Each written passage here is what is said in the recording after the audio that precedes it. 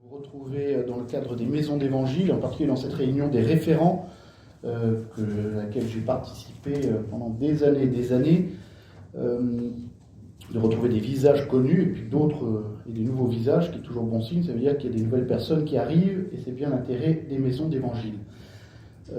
La commande qui m'a été passée par Jérôme pour le topo d'aujourd'hui consiste en deux choses.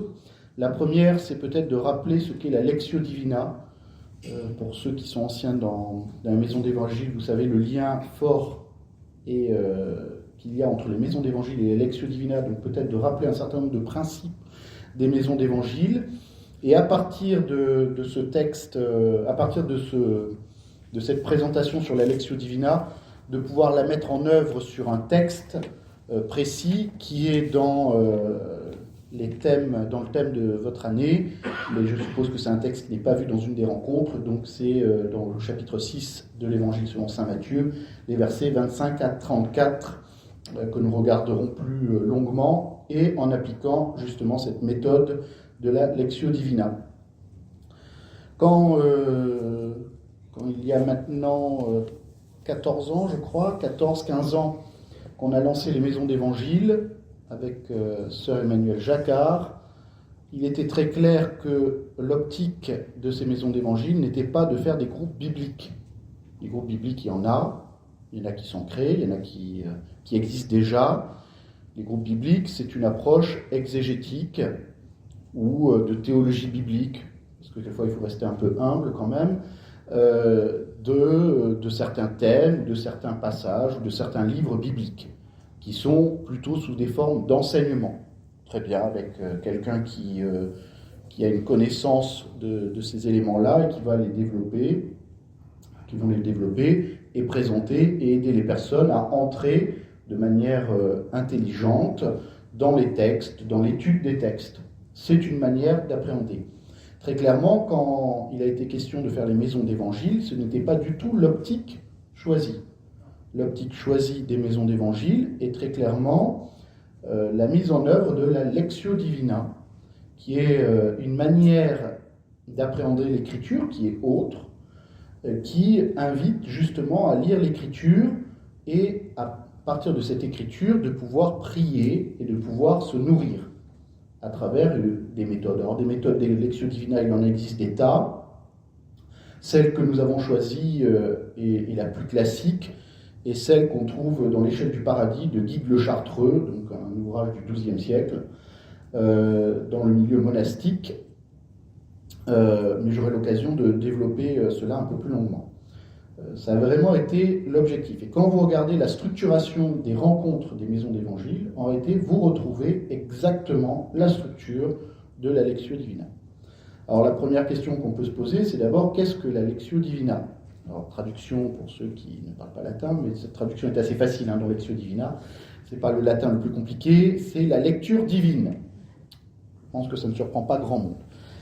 Si nous regardons un ouvrage du cardinal Carlo Maria Martini, qui est décédé, qui était archevêque de Milan, qui a été aussi directeur de l'Institut biblique pontifical de Rome, qui a beaucoup rédigé. D'ailleurs, si vous avez l'occasion un jour ou l'autre de tomber sur des ouvrages de Carlo Maria Martini sur les commentaires des Écritures, je ne peux que vous inviter à vous en saisir comme des trésors, puisque c'est un excellent commentateur des Écritures, et souvent dans le cadre de retraites sacerdotales, mais lui, il partait souvent dans les retraites, vous savez, vous avez dit différentes manières dans les retraites spirituelles d'aborder les choses.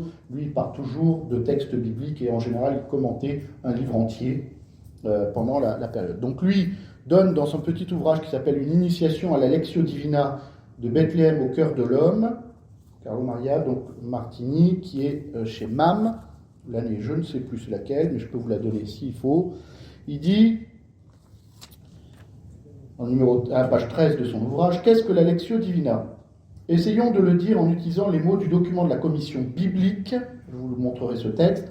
C'est une lecture individuelle ou communautaire d'un passage plus ou moins long de l'Écriture, accueilli comme parole de Dieu et développant sous la motion de l'Esprit en méditation, prière et contemplation.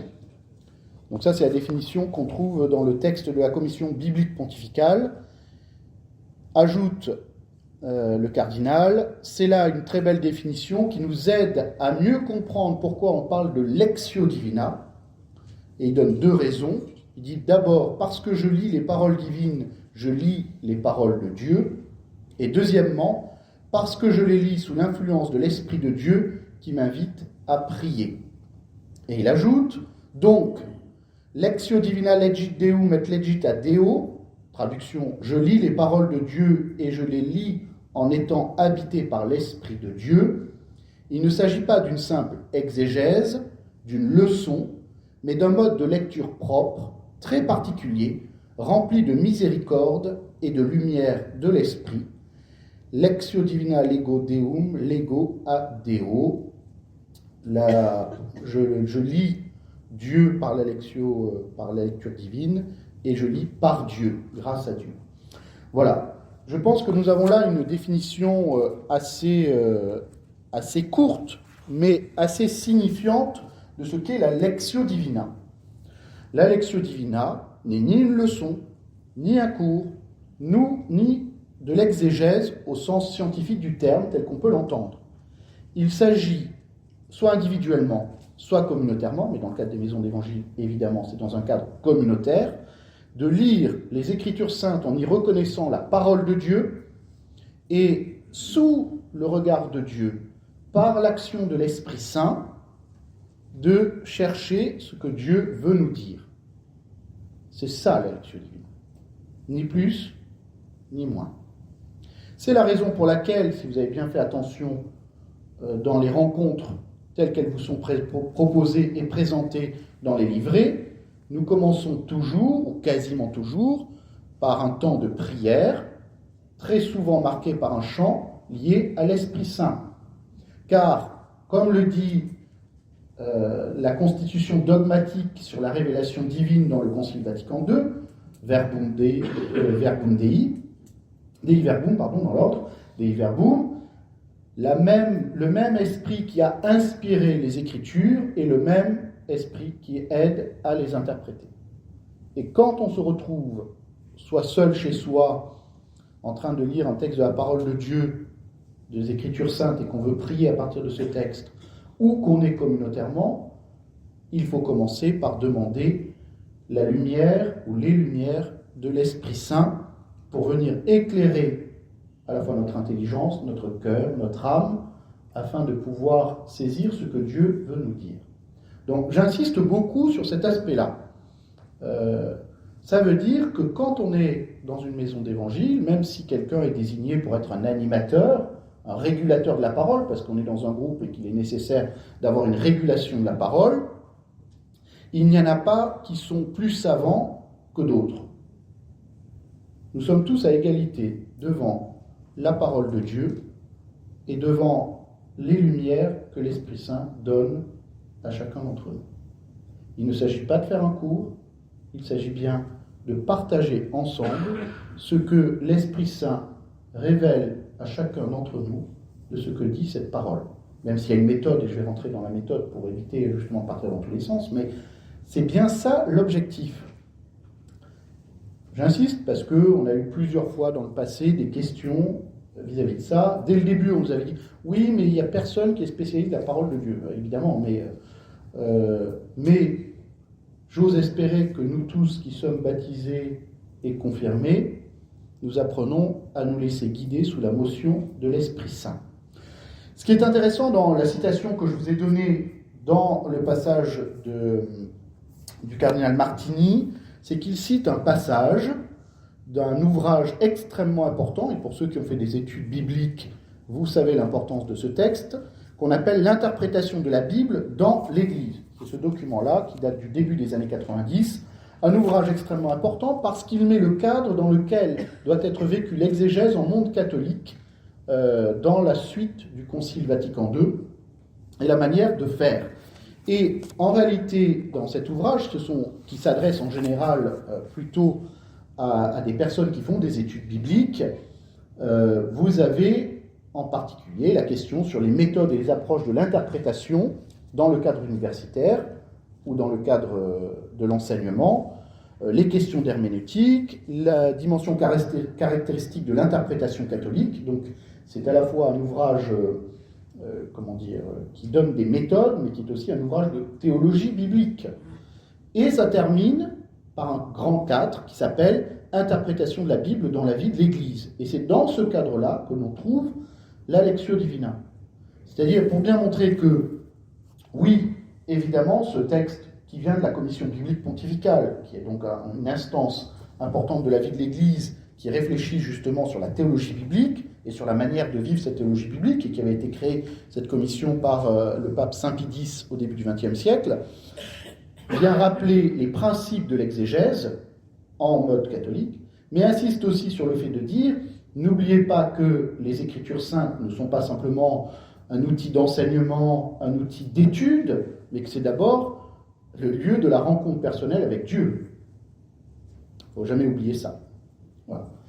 Alors, une fois qu'on a dit un peu ces éléments sur ces grands principes de ce qu'est la Lectio Divina, il faut peut-être rentrer dans quelque chose d'un peu plus détaillé, c'est-à-dire comment se vit la Lectio Divina.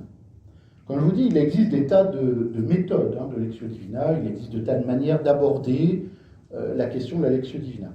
Nous, ce qui avait été choisi, et ce qui est souvent la manière la plus classique de regarder la Lectio Divina, c'est tiré d'un tout petit ouvrage de Guigues le Chartreux, qui s'appelle L'échelle du paradis. C'est assez court, je peux même vous inciter peut-être à le lire, où il développe justement, en s'adressant à un frère de communauté, frère Gervais, il vient lui écrire donc sur cet aspect-là. Et dans cet ouvrage, Guigues le Chartreux dit qu'il y a 4 étapes dans la Lectio Divina. La première étape, c'est la lectio, la lecture. La deuxième étape, c'est la meditatio, c'est-à-dire la méditation. La troisième étape, c'est l'oratio, c'est-à-dire la prière. Et enfin, une dernière étape, la contemplatio, qui est donc la contemplation. Il insiste sur ces 4 étapes et il dit, et ces 4 étapes se vivent dans ce sens-là. On ne commence pas par la contemplation, c'est une méthode qui est là, que les moines utilisent depuis des siècles, et c'est une méthode éprouvée. Donc.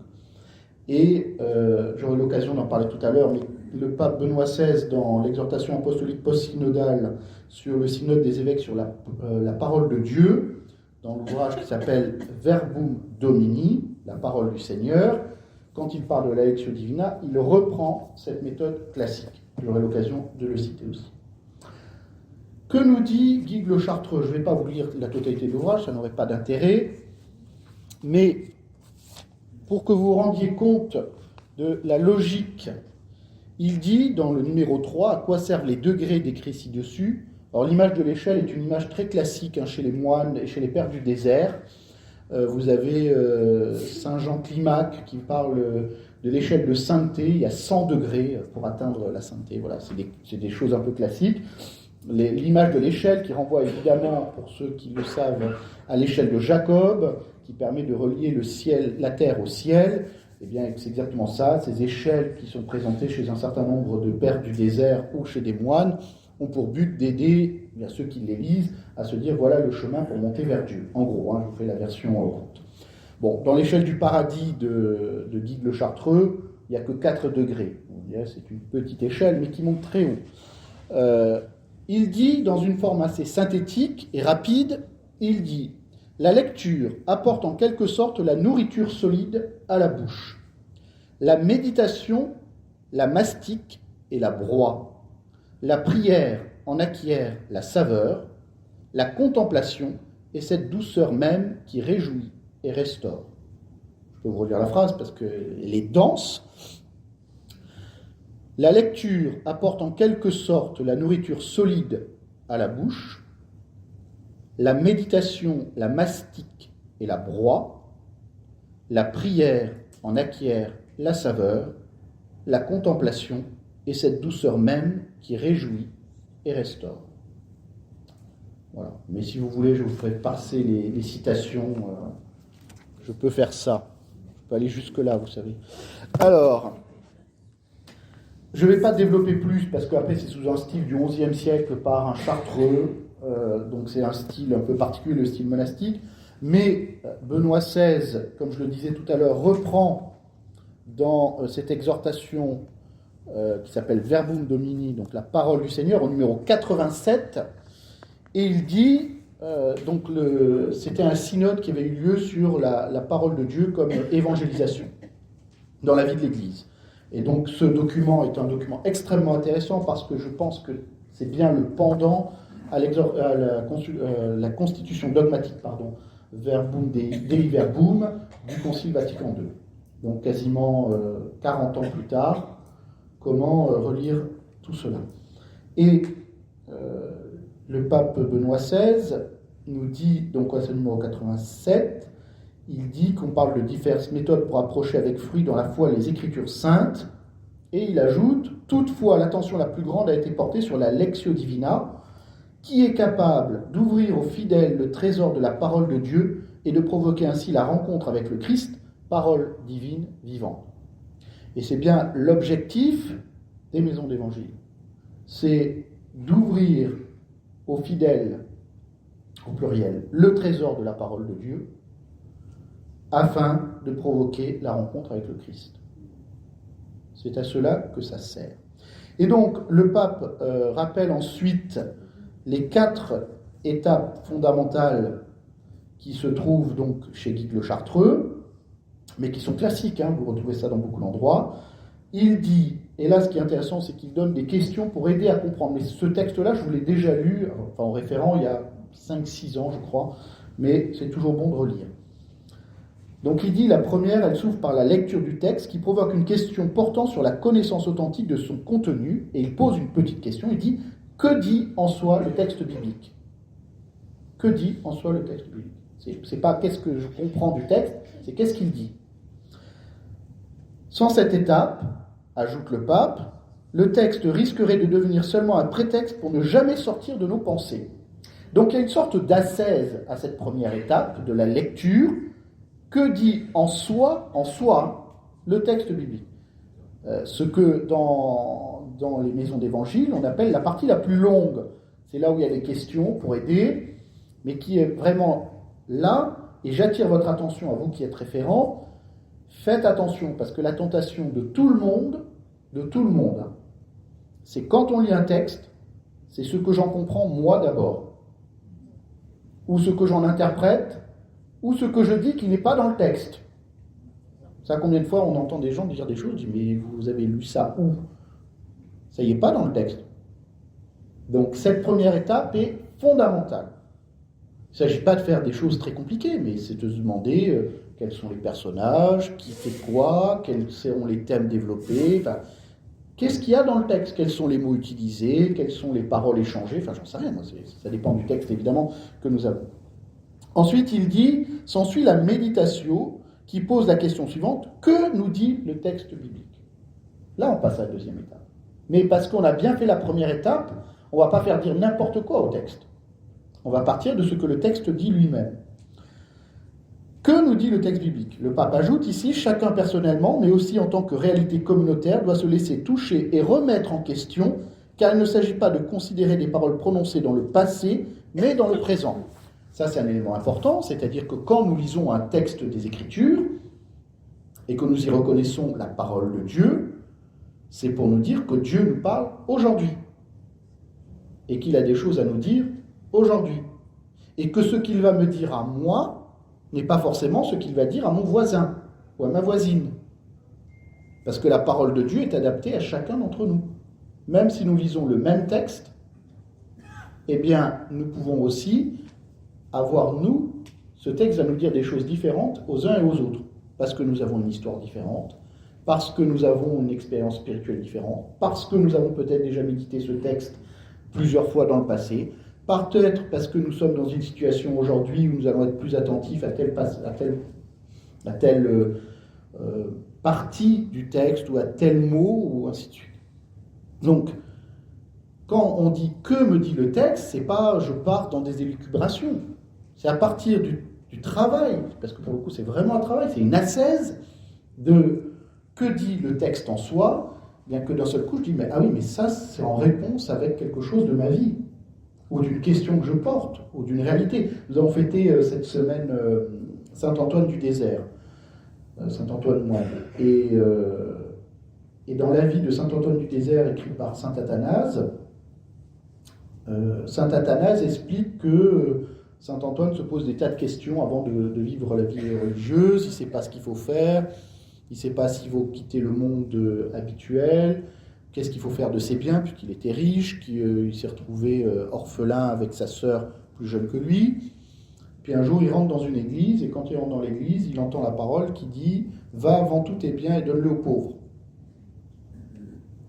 Ben, d'une certaine manière, à ce moment-là de sa vie, cette parole, en tout cas c'est comme ça que lui l'a interprété, était ce que Dieu avait à lui dire par rapport à son propre questionnement.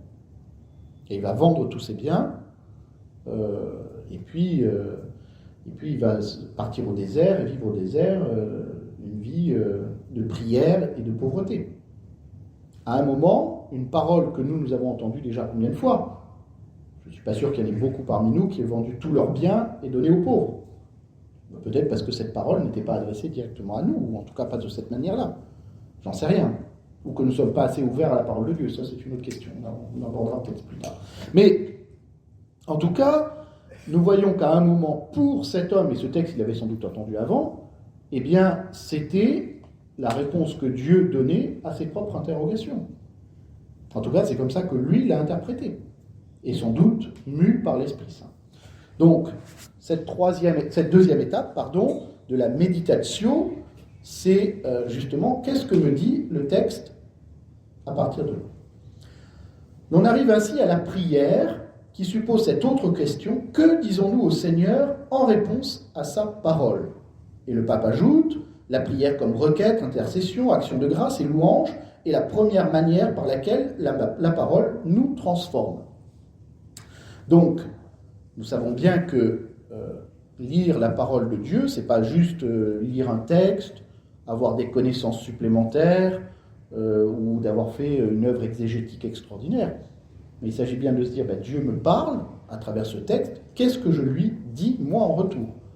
Puisque je vous rappelle que la prière est un dialogue. Donc Dieu me dit quelque chose, qu'est-ce que moi, je lui dis en retour? Ça peut être un merci, ça peut être, Seigneur, je viens de me rendre compte qu'en lisant cette parole, qu'il y a des choses dans ma vie qui ne vont pas, aide-moi à changer cela dans ma vie, que je puisse vivre cette conversion, ainsi de suite, voilà. Donc, ça doit toujours être un point de départ de la prière. Et vous retrouvez, vous voyez, dans la structure des rencontres des maisons d'évangile, exactement la même chose. Qu'est-ce que me dit cette parole? La prière. Voilà. La dernière chose qu'il n'y ait pas, c'est la contemplatio, pour deux raisons. D'abord parce que la contemplatio est quelque chose d'extrêmement personnel. Donc le pape dit, enfin la lectio divina se termine par la contemplation, au cours de laquelle nous adoptons comme don de Dieu le même regard que lui pour juger la réalité, et nous nous demandons quelle conversion de l'esprit, du cœur et de la vie le Seigneur nous demande-t-il? Voilà. Jusqu'où dois-je aller? Je ne vais pas rentrer parce que c'est un peu long ce qu'il dit ensuite, mais alors ce que dit Guigues le Chartreux, par exemple, il dit tout le monde n'arrive pas forcément à l'étape de la contemplation. Tout le monde doit pouvoir arriver au moins jusqu'à la troisième, c'est-à-dire jusqu'à la prière. La contemplation est entrée dans la vie même de Dieu. C'est-à-dire, c'est pas simplement je m'adresse à Dieu, mais c'est je rentre dans une unité avec Dieu. Et ça, c'est une étape qui est souvent beaucoup plus difficile, qui est regarder Dieu, pour ce qu'il est en lui-même. Et le pape a rajouté par rapport à ces étapes traditionnelles une cinquième étape qu'il appelle l'action, l'axio. Il est bon ensuite de rappeler que la lectio divina ne s'achève pas dans cette dynamique tant qu'elle ne débouche pas dans l'action qui porte l'existence croyante à se faire don pour les autres dans la charité. Et il dit, prenons exemple sur la Vierge Marie, qui est le modèle de la lectio divina, en citant l'évangile selon saint Luc, elle conservait avec soin toutes ces choses en les méditant dans son cœur. Donc, le pape nous dit, il y a une dernière étape. Si on est simplement en train de lire la parole, même communautairement, à se laisser éclairer par cette parole, à pouvoir avancer, mais que derrière, il n'y a pas un changement dans notre vie et dans la manière de vivre, eh bien, il manque quelque chose à cette manière de vivre la lectio divina. La parole de Dieu est là pour nous convertir, pas simplement convertir notre cœur, évidemment, mais aussi convertir notre manière d'agir, ce qui est toujours la partie la plus difficile. On peut se dire, voilà, Seigneur, aide-moi à changer ça, puis nous, on ne fait rien pour changer, quoi. Donc, si on lit la parole de Dieu, c'est bien pour rencontrer le Seigneur, et en rencontrant le Seigneur, à nous laisser transformer par cette parole. Voilà, et c'est la raison pour laquelle, il y a quelques années, je ne sais plus combien, Gilbert pourrait me le dire, mais sans doute 4-5 ans, on avait décidé de rajouter à la fin des rencontres cette étape qu'on appelait action, de choses à faire entre la prochaine rencontre, d'un engagement personnel, parce que ce n'est pas un engagement, mais de se dire, tiens, qu'est-ce que je vais faire à partir de ce texte-là, et qu'est-ce que je peux essayer de changer, soit dans ma vie, qu'est-ce que je peux faire comme acte de charité, j'en sais rien, après c'est à chacun aussi, en fonction de ce qu'il a découvert dans cette rencontre de la parole de Dieu, de ce que le Seigneur lui a dit, de ce que notre prière, comment notre prière s'est élevée, et de se dire, ben voilà, je sens que le Seigneur m'appelle à faire ça. Je sais pas, on fait un texte sur le pardon, je découvre qu'en fin de compte, je suis fâché avec des gens depuis longtemps, ou avec une personne, ben, je me dis, tiens, ben, le Seigneur me demande peut-être d'aller demander pardon à cette personne, ou de pouvoir me réconcilier avec, ou de recréer un lien avec, j'en sais rien. Ça, c'est après à chacun, en fonction de ce que le Seigneur nous dit et nous inspire, que nous sommes invités à faire. Voilà, donc ça, c'était un peu pour rappeler des principes sur la Lectio Divina, qui était quelque chose, entre guillemets, plutôt réservé aux clercs et aux religieuses pendant longtemps. Le Concile a insisté justement sur cette place des Écritures saintes et de la parole de Dieu dans la vie des fidèles, et cette proposition des maisons d'évangile dans le diocèse est justement pour essayer de faire vivre cela.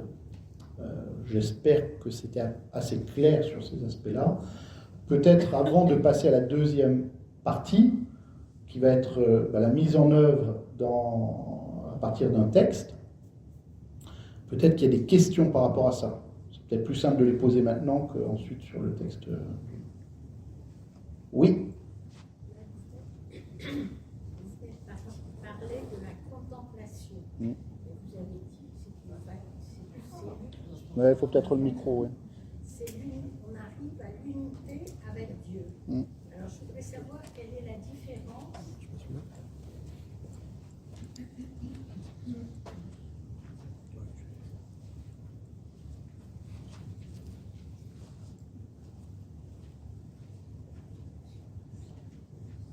Donc, à propos de la contemplation, quelle est la différence avec l'adoration ?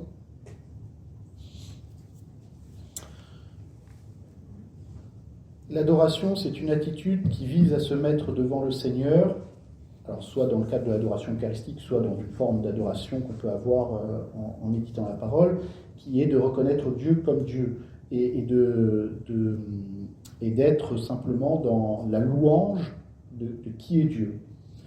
La contemplation, c'est pas simplement je suis dans l'adoration. Alors l'adoration peut être une contemplation, mais l'adoration peut ne pas être une contemplation, parce qu'il y a une telle distance entre ce que je suis et Dieu, que je peux adorer Dieu, mais ne pas être justement dans la contemplation de Dieu lui-même, de la gloire de Dieu, et d'être dans, plus simplement de regarder Dieu comme il est, mais d'être dans la manière de Dieu lui-même, de penser, de voir les choses. Comme le dit l'apôtre Paul dans la lettre aux Galates, je crois, ce n'est plus moi qui vis, c'est le Christ qui vit en moi.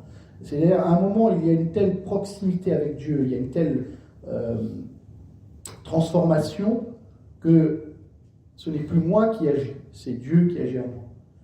Ce n'est plus simplement ma volonté, mais c'est la volonté de Dieu qui vient agir en moi.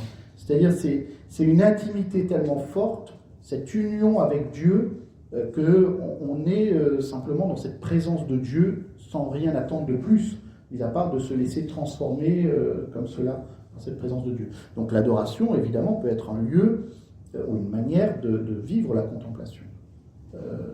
D'ailleurs, quelquefois, il y a des personnes, un certain nombre de prêtres, de religieux, religieuses, et sans doute aussi de laïcs, vivent une lectio divina en étant à genoux devant le Saint-Sacrement, devant un tabernacle, ou ainsi de suite, pour dire, Seigneur, c'est devant toi que je viens, et c'est toi, puisque, je n'ai pas insisté beaucoup là-dessus, ça a été dit à un moment, c'est que pour nous, chrétiens, la parole de Dieu, c'est pas juste c'est pas un livre, c'est le Christ lui-même, qui est la parole vivante. C'était l'évangile du jour de Noël, qui est le prologue de Saint Jean. Le Verbe s'est fait chair. Au commencement était le Verbe était auprès de Dieu, le Verbe était Dieu. Ça, c'est le verset 1, et le verset 14, et le Verbe s'est fait chair. Et ce Verbe qui s'est fait chair, c'est le Christ. C'est-à-dire, quand on nous dit, on l'a déjà dit quelques fois, mais je le redis, quand on nous dit que nous sommes une religion du livre, c'est faux. Nous ne sommes pas une religion du livre. Ça, c'est les musulmans qui classent les monothéismes, même s'ils ne considèrent pas réellement comme monothéisme, enfin passons. Mais ils disent c'est les religions du livre. Mais nous, on n'est pas obligé d'adhérer à ce que disent les autres. Hein. Et c'est contraire à la théologie chrétienne, pas simplement catholique, chrétienne. Nous ne sommes pas une religion d'un livre. Nous n'adorons pas un livre. Je ne vais pas faire ce qu'avait fait mon prof au séminaire, parce que je tiens mes livres, mais il avait pris une Bible, il avait balancé à travers la pièce, en disant, ça c'est le support. C'est un support. Vous allez voir dans les autres religions monothéistes, chez les Juifs, par exemple la Torah, quand le livre est abîmé, on ne le jette pas. Hein. On le met dans une petite, dans un espace, et on le laisse là pourrir petit à petit le texte, parce qu'il est sacré. C'est pas juste... le support est lui-même sacré. Mais pour nous, il n'est pas sacré. Et c'est pareil sur le Coran. Vous voyez le scandale que ça fait si quelqu'un brûle un Coran. Parce que pour eux, c'est sacré. Je ne dis pas que pour nous, ce n'est pas important une Bible, évidemment. C'est le support sur lequel la parole de Dieu vient se révéler. Il faudrait faire un jour la distinction entre Écriture sainte et parole de Dieu. Il n'y a pas une assimilation complète entre Écriture sainte et parole de Dieu. Mais la parole de Dieu, c'est quand nous disons la parole de Dieu, c'est qu'on dit cette parole de Dieu s'est incarnée, c'est une des personnes de la Trinité, c'est le Christ, le Verbe éternel du Père. Et donc quand nous lisons un texte, c'est pas simplement nous lisons un texte qui nous serait descendu du ciel, ce qui n'est d'ailleurs pas notre conception de la révélation biblique, c'est un autre thème un jour à aborder, un peu longuement, mais c'est Dieu qui vient parmi nous, qui vient planter sa tente chez nous. Voilà, donc, quand nous lisons la parole de Dieu, nous nous rapprochons du Christ, et nous rapprochons du Christ, nous nous rapprochons du Père, car qui m'a vu a vu le Père. Et le Père et moi, nous sommes un, dit le Christ, toujours dans l'Évangile selon Saint Jean, là je fais des citations dans Saint Jean, mais c'est bien ça l'enjeu, c'est-à-dire que quand nous nous approchons de l'Écriture sainte et que nous y venons de manière priante, en nous laissant inspirer par l'Esprit Saint, c'est la parole de Dieu que nous rencontrons. Ce n'est pas un texte qui a 2000 ans, 3000 ans, ainsi de suite. C'est Dieu lui-même qui vient nous parler aujourd'hui. Pourquoi à la fin des lectures à la messe, nous disons « Parole du Seigneur » et l'Assemblée répond « Nous rendons grâce à Dieu ». Nous disons merci à Dieu de nous parler. C'est pas juste on lit un texte parce que ça fait joli, il faut remplir du temps. C'est parce que Dieu nous parle. Et à la fin de l'évangile, puisque j'ai Alain qui est devant moi un diacre, acclamons la parole de Dieu à la fin de l'évangile et on dit louange à toi Seigneur Jésus. Donc on fait bien une reconnaissance à ce moment-là entre la parole de Dieu qui est l'évangile, et c'est vrai aussi pour les textes d'avant, et le Christ. Donc lex orandi, lex credendis, dit le grand principe, la loi de ce qui est prié, la loi de ce qui est cru, ou de ce qui est à croire, ben, c'est exactement ça. On ne s'en rend pas compte parce que c'est devenu mécanique, on n'y fait plus attention, mais c'est bien ce qu'on est en train de dire à la messe. Quand le diacre ou le prêtre acclamons la parole de Dieu, louange à toi Seigneur Jésus. Donc on reconnaît bien que c'est lui qu'on vient adorer, qu'on vient écouter, et qui est la parole éternelle du Père. Bon, voilà. Je ne sais pas si ça répond, j'étais un peu long sur la différence entre adoration et contemplation, mais ça m'a permis de dire d'autres choses qui sont extrêmement importantes. Dans la contemplation, justement, vous avez bien dit au début, nous douceur qui réjouit et restaure. Je trouve ça merveilleux. Oui, ça c'est Parce guide. que, ça touche quand même quelque chose de très fort. Et on sort de soi, on n'est plus à se regarder, mais vraiment à contempler. Quoi. Et moi, je trouve que c'est difficile. Oui, c'est être tourné vers Dieu. Comme le Verbe d'ailleurs. C'est très beau d'ailleurs le début de l'évangile selon Saint Jean. Au commencement était le Verbe, et le Verbe était auprès de Dieu, le Verbe était Dieu. En réalité, la traduction n'est pas très bonne, comme souvent dans les traductions. C'est O logos pros ton theon, c'est-à-dire, et le Verbe est vers Dieu, donc vers le Père. Il est tourné vers le Père. Pros, ouais. Qui est une préposition qui veut dire vers. Donc, il y a un mouvement. On dit auprès, ça donne l'impression qu'il est à côté. Mais c'est pas, il n'est pas à côté. En plus, vu que nous représentation de la Trinité, vous savez qu'on a une représentation de la Trinité, on a les trônes, là, ils sont tous alignés. Mais ça, c'est l'intérêt d'ailleurs de l'icône de Roubief, où on voit qu'ils sont tournés les uns vers les autres. Mais le Fils, le Verbe est tourné vers Dieu. Il est tourné vers son Père. C'est pas juste « et le Verbe était Dieu ». Voilà. Pour les questions sur cette partie-là, c'est bon. Alors, on va peut-être distribuer le texte de Matthieu 6, 25, 34.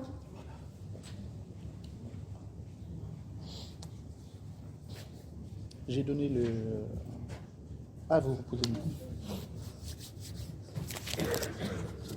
pour tout à l'heure.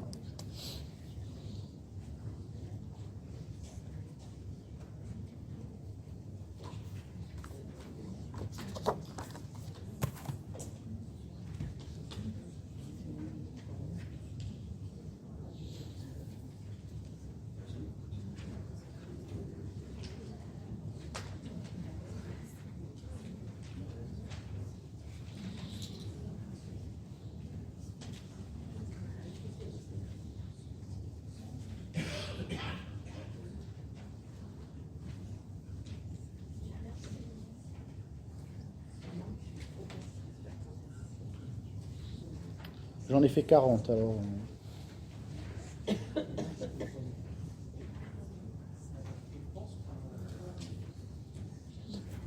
Après, il y en a qui ont peut-être leur livret, donc vous avez le texte aussi. Hein, donc, si vous avez le livret avec les textes, si jamais il en manque. Je me doutais que vous auriez, pour la grande majorité, le texte, mais je me suis dit dans le doute. Puis c'est écrit plus gros, là. Est-ce qu'il en manque Est-ce qu'il en manque C'est bon. Alors, une Lectio Divina, comme je l'ai dit tout à l'heure, commence toujours par invoquer l'Esprit Saint pour qu'il vienne nous éclairer. Donc nous allons commencer par invoquer l'Esprit Saint. Viens, Esprit de sainteté, viens, Esprit de lumière, viens, Esprit de feu, viens nous embraser. Viens, Esprit de sainteté, viens, Esprit de lumière, viens, Esprit de feu, viens nous embraser.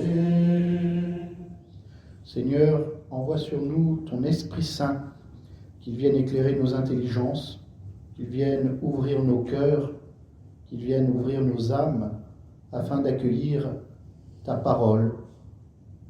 Que ton esprit nous aide à quitter toutes les pensées qui traversent notre esprit, de venir nous concentrer, de prendre ce temps pour nous ouvrir à toi Seigneur qui nous parle, à toi Seigneur qui veut nous dire combien tu nous aimes, combien tu es proche de nous. Seigneur, donne-nous cet esprit d'intelligence, cet esprit de force, cet esprit de conseil, qu'il vienne nous aider et nous accompagner tout au long de cette lecture.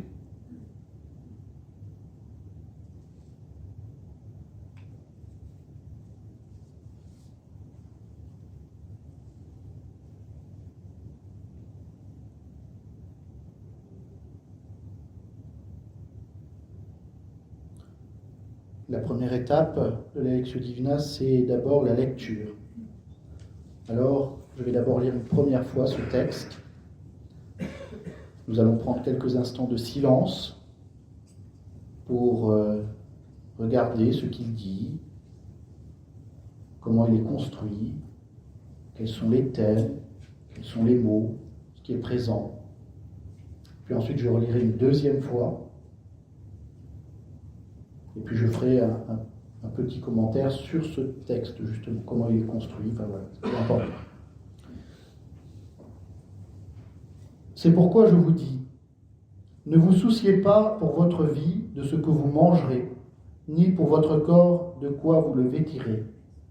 La vie ne vaut-elle pas plus que la nourriture et le corps plus que les vêtements ? Regardez les oiseaux du ciel. Ils ne font ni semaille ni moisson. Ils n'amassent pas dans des greniers et votre Père céleste les nourrit. Vous-même, ne valez-vous pas beaucoup plus qu'eux ? Qui d'entre vous, en se faisant du souci, peut ajouter une coudée à la longueur de sa vie ? Et au sujet des vêtements, pourquoi se faire tant de soucis ? Observez comment poussent les lys des champs. Ils ne travaillent pas, ils ne filent pas. Or je vous dis que Salomon lui-même, dans toute sa gloire, n'était pas habillé comme l'un d'entre eux. Si Dieu donne un tel vêtement à l'herbe des champs qui est là aujourd'hui et qui demain sera jeté au feu, ne fera-t-il pas bien davantage pour vous, hommes de peu de foi ? Ne vous faites donc pas tant de soucis. Ne dites pas qu'allons-nous manger, ou bien qu'allons-nous boire, ou encore avec quoi nous habiller. Tout cela, les païens le recherchent. Mais votre Père céleste sait que vous en avez besoin. Cherchez d'abord le royaume de Dieu et sa justice, et tout cela vous sera donné par surcroît. Ne vous faites pas de soucis pour demain. Demain aura souci de lui-même. À chaque jour suffit sa peine.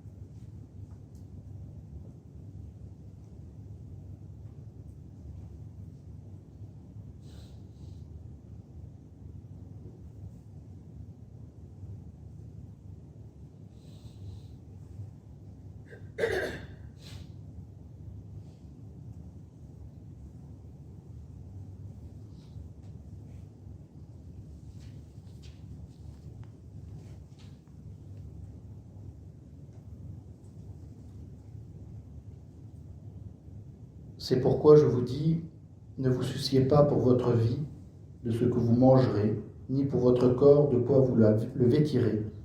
La vie ne vaut-elle pas plus que la nourriture, et le corps plus que les vêtements ? Regardez les oiseaux du ciel. Ils ne font ni semaille, ni moisson.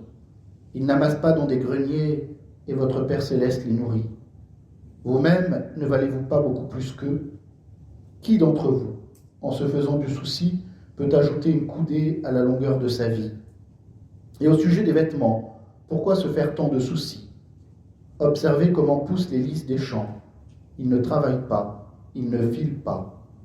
Or, je vous dis que Salomon lui-même, dans toute sa gloire, n'était pas habillé comme l'un d'entre eux. Si Dieu donne un tel vêtement à l'herbe des champs qui est là aujourd'hui et qui demain sera jeté au feu, ne fera-t-il pas bien davantage pour vous, hommes de peu de foi? Ne vous faites donc pas tant de soucis. Ne dites pas qu'allons-nous manger, ou bien qu'allons-nous boire, ou encore avec quoi nous habiller. Tout cela, les païens le recherchent, mais votre Père céleste sait que vous en avez besoin. Cherchez d'abord le royaume de Dieu et sa justice, et tout cela vous sera donné par surcroît. Ne vous faites pas de soucis pour demain. Demain aura souci de lui-même. À chaque jour suffit sa peine. Quand nous prenons un texte pour le méditer, pour faire une lectio divina à partir de ce texte, il est important de bien le délimiter, de ne pas partir n'importe où. Alors quelquefois ça peut être les délimitations de nos Bibles, ça peut être les délimitations de la liturgie. Moi j'ai pris la délimitation qui m'a été donnée par Jérôme, donc j'ai pris telle quelle.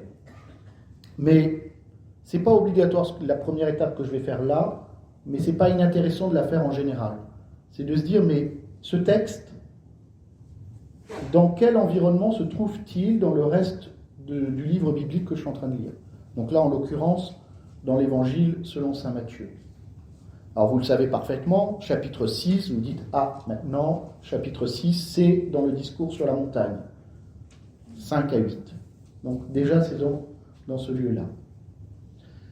Dans ce discours sur la montagne, quand on regarde, en réalité, on s'aperçoit qu'il y a une unité qui va du chapitre 6, verset 19, au chapitre 7, verset 12. Parce que vous avez un certain nombre de présentations de du chemin proposé par le Christ. Il a dit les béatitudes, il a invité à réfléchir sur l'aumône, sur la prière, sur le jeûne. Et là, il donne un certain nombre de recommandations. Et si on regarde bien, les quelques versets qui sont au-dessus, et c'est important de s'y intéresser parce que si on regarde bien le verset 25, on nous dit « c'est pourquoi je vous dis ». On voit qu'il y a un lien logique avec ce qui précède. Donc il faut aussi l'avoir en tête. Ça ne veut pas dire qu'on ne peut pas lire ce texte sans avoir ce qui précède en tête, mais c'est intéressant de l'avoir. Or, qu'est-ce qui est dit avant? C'est « ne vous faites pas un trésor sur la terre, mais faites-vous un trésor dans les cieux ». Il parle de la lumière, du cœur, de l'âme, et ainsi de suite. Et il parle du rapport à l'argent. Vous ne pouvez pas servir de Dieu, deux maîtres, Dieu ou l'argent, mammon, si on prend le texte. Donc c'est dans ce cadre-là qu'il faut entendre ce passage. Comme je dis, cette étape-là n'est pas indispensable. On peut très bien faire sa lectio divina sans sa lecture, l'étude de son texte, sans avoir ça. Mais c'est toujours intéressant d'avoir ces éléments-là. Et puis, juste après, le chapitre 7, verset 1, on voit qu'on passe à autre chose parce que c'est la poutre et la paille, ne jugez pas, donc on sent bien qu'il y a quelque chose d'autre. On passe à autre chose, à une autre petite unité qui est ne jugez pas pour ne pas être jugé, et on voit qu'on n'est plus tout à fait dans le même domaine. On est passé un peu à notre thème, même si c'est lié évidemment, mais c'est lié autrement. Si on regarde ce texte, si on essaye de... Que dit ce texte en soi? D'abord, quand on regarde un peu la structuration, il y a le verset 25 qui est une sorte d'introduction. Il nous dit « Ne vous souciez pas pour votre vie ». En gros, c'est le souci. Ne vous souciez pas. Ne vous souciez pas de ce que vous mangerez. Ne vous souciez pas de ce que comment vous allez être vêtus. En disant « La vie ne vaut-elle pas plus que la nourriture et le corps que les vêtements ?» Donc ça, c'est un peu le thème que Jésus va développer dans la suite. C'est « Ne vous souciez pas, ne soyez pas inquiets ». En réalité, la traduction est plus « Ne soyez pas inquiets ». pour votre vie, ce que vous mangerez, pour votre corps, comment vous le vêtirez. Et puis ensuite, on voit que on a le verset 26 qui développe justement pourquoi il ne faut pas se soucier pour sa nourriture. Le Christ nous invite à regarder les oiseaux du ciel. Il dit, regardez les oiseaux du ciel, il ne faut rien, ils ne travaillent pas pour ça, mais le Seigneur les nourrit. Et puis, il y a une deuxième étape, je laisse le verset 27 de côté pour le moment. Vous avez les versets 28 à 30, où là on est sur la vêture, sur comment habiller son corps. Il dit, regardez les lys des champs. Et donc, on voit bien que dans le texte, Jésus nous dit, il prend deux exemples pour nous montrer qu'il ne faut pas se soucier pour soi-même, parce que Dieu agit, pas simplement pour nous, mais il agit aussi pour les oiseaux, pour la verdure, pour tout ça. Et il dit, Dieu s'en occupe. Et vous, c'est la conclusion à chaque fois de ces deux petites choses, vous-même ne valez-vous pas beaucoup plus qu'eux, ou sur la deuxième, ne fera-t-il pas bien davantage pour vous, hommes de peu de foi? Donc on voit bien que c'est construit, on voit cela.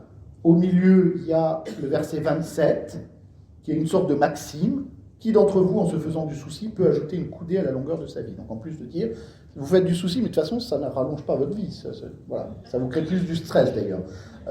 Mais ça, il ne le dit pas. Ça, c'est moi qui le rajoute, donc on ne va pas le faire, parce que ce n'est pas le lieu. Donc qui d'entre vous, en se faisant du souci, peut ajouter une coudée à la longueur de sa vie? Et puis, il y a une conclusion. Les versets 31-32. Ne vous faites donc pas tant de soucis, ne dites pas qu'allons-nous manger ou bien qu'allons-nous boire ou encore avec quoi nous habiller. Tout cela, les païens les recherchent, mais votre Père Céleste sait que vous en avez besoin. Et on pourrait se dire, voilà, ça termine d'une certaine manière cette séquence. Ne vous souciez pas, ne soyez pas inquiets au sujet de la nourriture, au sujet des vêtements.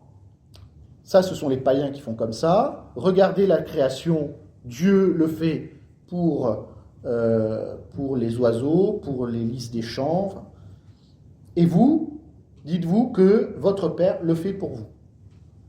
Et on pourrait se dire, voilà, c'est fin de cette séquence. Mais on s'aperçoit que le Christ va plus loin. Il dit, cherchez d'abord le royaume de Dieu et sa justice, et tout cela vous sera donné par surcroît. On voit bien que ce chercher d'abord le royaume de Dieu et sa justice renvoie bien à ce qu'on avait, par exemple, au début de ce discours sur la montagne avec les béatitudes. Et donc, il ne dit pas simplement, votre Père Céleste sait de quoi vous avez besoin, mais vous, votre mission, c'est de chercher d'abord le royaume de Dieu et sa justice. Et Dieu vous donnera, tout cela vous sera donné par surcroît. Il dit, c'est pas simplement ne vous inquiétez pas, mais cherchez, en gros si vous devez vous inquiéter, inquiétez-vous de ce qui est vraiment important, c'est chercher d'abord le royaume de Dieu et sa justice. Et, petite conclusion, ne vous faites donc pas de soucis pour demain, demain aura souci de lui-même, à chaque jour suffit sa peine. Et donc il termine en disant, ne vous projetez pas toujours vers le lendemain, mais occupez-vous d'aujourd'hui. Là aussi, on est dans des choses qui pourraient ressembler aux proverbes, la littérature sapientielle de l'Ancien Testament, voilà. Mais ne vous faites pas du souci pour demain, demain aura souci de lui-même, à chaque jour suffit sa peine, qui est resté d'ailleurs dans le langage français, à chaque jour suffit sa peine. Voilà. Sur la lecture, donc on voit que Dieu donne un enseignement à ses disciples, puisque ce sont ses disciples et la foule qui est autour de lui sur la montagne, et qu'il vient les éclairer sur la manière de vivre, sur la manière d'être et de chercher l'essentiel, qui est le royaume de Dieu et sa justice. Voilà un peu pour la lecture, je fais rapide, évidemment, il ne s'agit pas d'un commentaire très poussé du texte, il ne s'agit pas de faire l'exégèse de cela. Nous allons passer à la deuxième étape, qui est la méditation. Que me dit le texte? Alors évidemment, c'est moi qui vais parler. Donc, c'est plutôt ce que moi, j'ai retenu. Peut-être que vous, en lisant ce texte, vous avez retenu d'autres choses. Très bien. Mais c'est pour vous montrer comment on fait. Dans la méditation, moi, quelque chose que j'aime bien, et qui est recommandé d'ailleurs, j'en ai pas parlé tout à l'heure, c'est l'écriture éclaire elle-même l'écriture. C'est-à-dire de se dire, quand on lit un texte, tiens, ça me fait penser à un autre passage de l'écriture qui va venir peut-être éclairer ce que dit ce texte pour moi aujourd'hui. Et ce qui m'est révélé, par exemple, du texte qui va me venir, va faire appel à la fois à ma mémoire, parce qu'au fur et à mesure que je lis les Écritures, je les connais de plus en plus, mais aussi sans doute de ce que l'Esprit Saint, lui, va venir me révéler. Tiens, pourquoi je pense à tel texte? Alors des fois, ça va être parce qu'on a le même mot, on a la même thématique, mais des fois, ça va être des textes, on se dit, mais pourquoi d'un seul coup je pense à ce texte-là? C'est peut-être parce que c'est ce que Dieu veut me dire à moi par rapport à ce texte. Que me dit ce texte? Moi, je me suis arrêté sur deux choses. Quand j'ai lu ce texte, il y a deux éléments qui me sont venus. D'abord, la question du souci. J'ai dit même le verbe grec qui est utilisé, c'est même plutôt l'inquiétude. Être inquiet. Ça apparaît 6 fois ou 7 fois, je n'ai pas retenu exactement. 6 fois. Verset 25, verset 27, verset 31, verset 28 que j'ai oublié au passage, et 2 fois dans le verset 34. C'est vraiment quelque chose qui est important. Moi, ça m'a marqué, quand j'ai relu ce texte, c'est « Ne vous souciez pas, ne soyez pas inquiets ». Et je me suis dit, en lisant ça, ça m'a fait penser à un autre passage. Ça m'a fait penser en réalité à 3 autres passages. Mais le premier qui m'est venu à l'esprit, c'est pas dans l'évangile selon saint Matthieu, c'est dans l'évangile selon saint Luc. C'est Marthe et Marie. Je suis allé vérifier, alors ça tout le monde peut forcément le faire, mais je suis allé vérifier dans le texte grec, c'est le même verbe qui est utilisé. Donc c'est intéressant des fois de voir ça. Et dans Marthe et Marie, vous vous rappelez de ce passage, on nous dit que, donc c'est chapitre 10, versets 38 à 42, donc Marthe et Marie accueillent Jésus et ses disciples chez elles, et Marthe est en train de tout préparer, de s'activer à la cuisine, dans le salon, enfin on ne sait pas trop, mais elle est très activée par de multiples occupations, nous dit le texte, et Marie est au pied de Jésus, et Marthe vient se plaindre à Jésus en disant, voilà, tu vois, regarde ma sœur, elle ne fait rien, alors que moi je fais tout le service, elle pourrait m'aider au moins. Réponse de Jésus, Marthe, Marthe, tu te donnes du souci, tu t'agites pour bien des choses, une seule est nécessaire, Marie a choisi la meilleure part, elle ne lui sera pas enlevée. Donc première, en méditant ce texte, sur ce que me dit la parole, donc l'inquiétude, premier texte auquel je pense, Marthe et Marie. Marthe, Marthe, tu t'inquiètes et tu te soucies pour bien des choses. Marie a choisi la meilleure part. Deuxième texte, un peu différent, mais en Matthieu, chapitre 10, verset 19, des recommandations de Jésus sur les persécutions, où il dit, 10-19, « Quand on vous livrera, ne vous inquiétez pas de savoir ce que vous direz, ni comment vous le direz. Ce que vous aurez à dire vous sera donné à cette heure-là. » Deuxième texte. Ne pas s'inquiéter quand on sera appelé, quand on est livré, c'est pas juste, tiens, vous vous retrouvez face à quelqu'un qui n'est pas d'accord avec vous, c'est livré. Ne vous inquiétez pas de ce que vous aurez à dire, c'est même pas ne vous inquiétez pas de votre situation, c'est ne vous inquiétez pas de ce que vous aurez à dire. Ce que vous aurez à dire vous sera, pour dire la phrase est là, ce que vous direz ni comment vous direz, ce que vous aurez à dire vous sera donné à cette heure-là. Et puis, troisième passage qui m'est venu à l'esprit, toujours chez l'Évangile selon saint Matthieu, mais on le trouve chez Marc, on le trouve chez d'autres, puisque c'est une parabole qu'on trouve au moins dans 2 synoptiques, je crois. C'est au chapitre 13, verset 22, c'est la parabole du bon semeur, vous savez, où Jésus raconte cette parabole, la seule parabole une des rares paraboles que Jésus explique, Et vous savez, le semeur sème, et puis ça tombe sur le chemin, ça tombe dans les cailloux, ça tombe dans les ronces, enfin ça tombe dans la terre, puis il y a les ronces qui poussent, et puis ça tombe dans la bonne terre. Et, donc je ne vais pas relire tout le texte, mais le verset 22, il nous est dit, celui qui a reçu la semence dans les ronces, c'est celui qui entend la parole, mais le souci du monde, l'inquiétude du monde, c'est le même verbe là, et la séduction de la richesse, tiens, séduction de la richesse, ça rappelle juste ce qui est avant dans mon passage, étouffe la parole qui ne donne pas de fruits.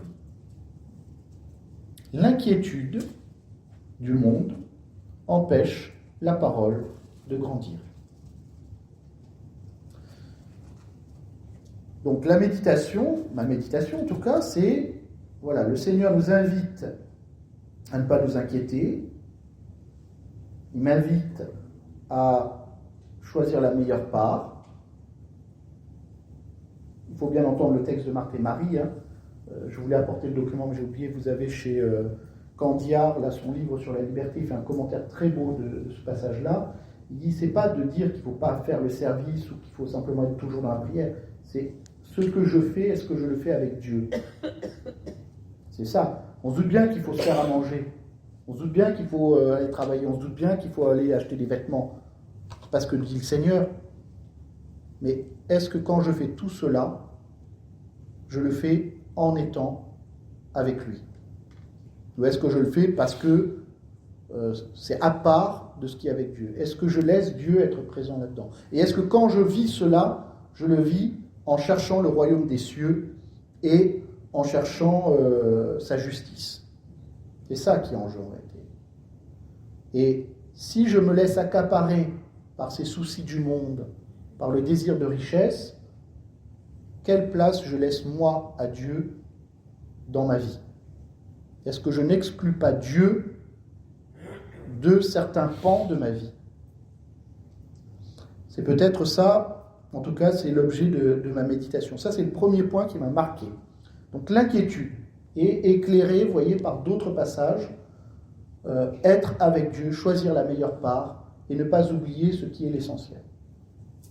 Deuxième élément, qui apparaît au moins 3 fois, même si ça apparaît sur d'autres manières, la vie ne vaut-elle pas plus que la nourriture? Ne valez-vous pas beaucoup plus qu'eux? Ne fera-t-il pas bien davantage pour vous?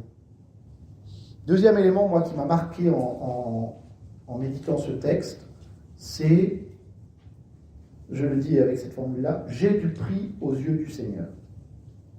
Nous avons du prix aux yeux du Seigneur, parce qu'il s'inquiète pour nous.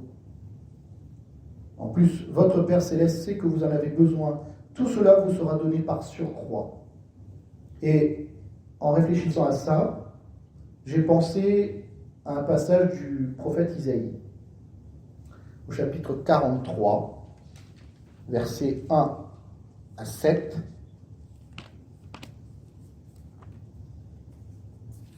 Où il est dit, j'ai pris tout le passage, mais il y a surtout une phrase, je veux dire la phrase qui est une phrase que j'aime beaucoup. Mais ainsi parle le Seigneur, mais maintenant ainsi parle le Seigneur, lui qui t'a créé Jacob et t'a façonné Israël. Ne crains pas, car je t'ai racheté. Je t'ai appelé par ton nom et tu es à moi. Quand tu traverseras les eaux, je serai avec toi, et les fleuves ne te submergeront pas. Quand tu marcheras au milieu du feu, tu ne brûleras pas, la flamme ne te consumera pas. Car je suis le Seigneur ton Dieu, le Saint d'Israël, ton Sauveur. Pour payer ta rançon, j'ai donné l'Égypte, en échange de toi l'Éthiopie et Séba, parce que tu as du prix à mes yeux, que tu as de la valeur et que je t'aime. Je donne des humains en échange de toi, des peuples en échange de ta vie. Ne crains pas, car je suis avec toi. Je ferai revenir ta descendance de l'Orient, de l'Occident, je te rassemblerai. Je dirai au nord, donne, et au midi, ne retiens pas. Fais revenir mes fils du pays lointain, mes filles des extrémités de la terre. Tous ceux qui se réclament de mon nom, ceux que j'ai créés, façonnés pour ma gloire, ceux que j'ai faits. Oui, j'ai du prix aux yeux du Seigneur. Je n'ai pas à m'inquiéter au moment des troubles, au moment des difficultés, parce que le Seigneur est avec moi. J'ai du prix aux yeux du Seigneur. Le Seigneur regarde tout, il regarde toute sa création, il est attentif à toute sa création. Mais nous tous, autant que nous sommes, nous avons du prix aux yeux du Seigneur. Et il nous aime. Voilà un peu l'objet de ma méditation à partir de ce texte. Vous voyez, c'est important dans la méditation, quand on peut, d'avoir parfois la Bible à côté de soi. En disant, tiens, mais ça me fait penser à tel texte. Je vais aller le relire, si on arrive à se souvenir. Alors, l'avantage aujourd'hui, c'est que nous avons les moteurs de recherche Internet. Si on se souvient de quelques mots, on tape et on retrouve comme ça. On n'a pas besoin de se souvenir forcément de toutes les citations, de tous les passages par cœur.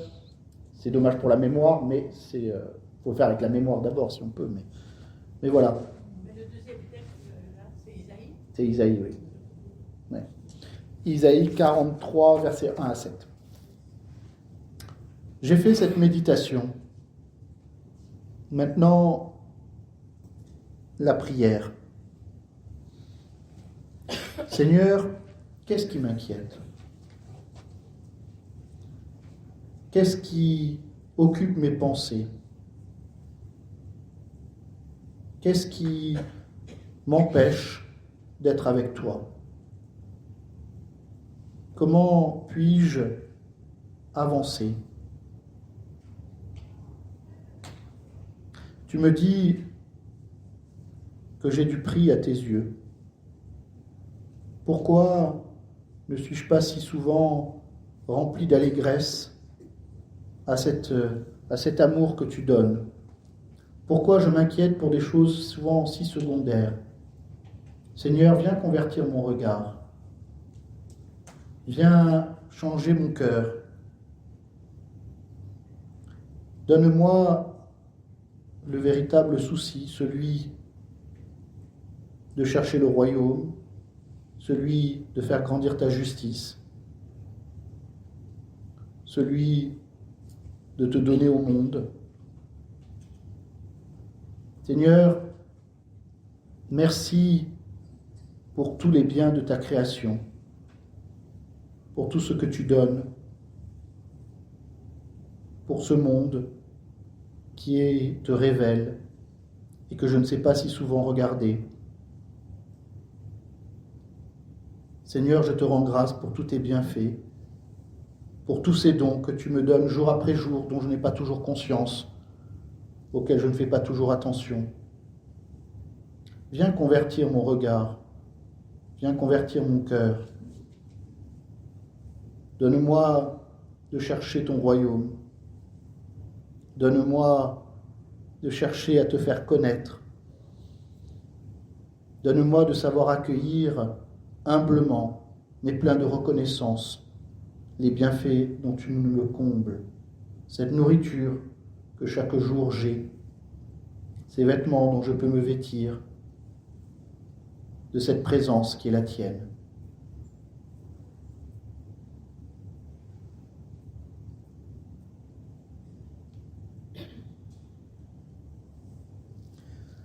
Ça, c'est pour la partie de la prière. Et puis, dans la contemplation, simplement regarder Dieu qui crée le monde, regarder Dieu qui sauve le monde,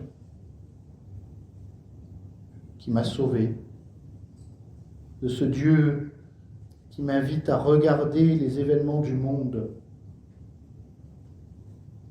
non pas avec inquiétude, mais avec le regard de Dieu, ce regard qui est bienveillant, ce regard qui cherche le bien de sa création, de chacune de ses créatures, et tout particulièrement de chaque homme et de chaque femme.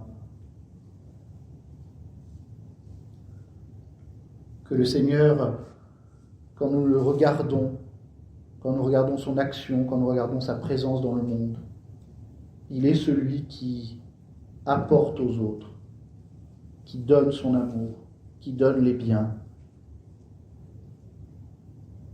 Que le Seigneur nous donne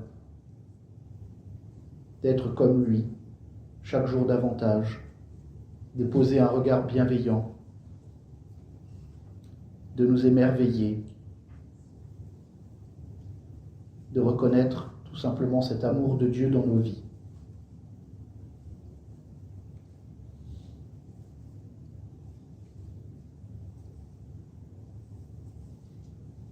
Et simplement plonger dans cette présence de Dieu, se laisser entourer de l'amour de Dieu, de ce Dieu qui nous reçoit comme un petit enfant contre sa mère et qui nous dit « Ne t'inquiète de rien, je suis là, je suis avec toi, tu n'as rien à craindre. »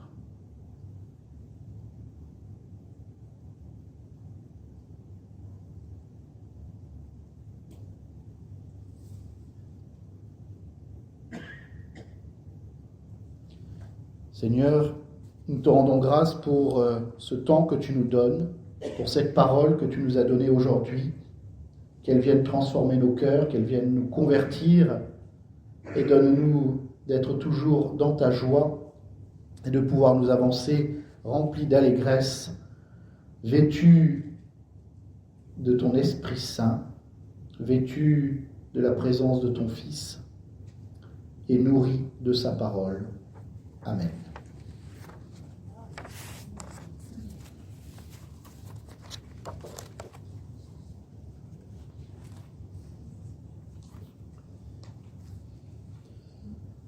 Voilà, c'était une tentative de Lectio Divina. Vous la prenez comme vous pouvez, vous débrouillez avec ça comme vous pouvez. C'est juste pour donner un peu une idée. Et alors évidemment, quand vous êtes en maison d'évangile, vous vivez cela de manière communautaire. Et comme je l'ai dit, il y a la partie contemplation qui est plutôt à part. Mais la partie prière, peut-être de vraiment entrer dans les textes, de vraiment dire mais qu'est-ce que le Seigneur, qu'est-ce que le texte nous dit, qu'est-ce que le texte dit, qu'est-ce que le Seigneur veut nous dire à travers ce texte et comment nous lui répondons par notre prière. Voilà.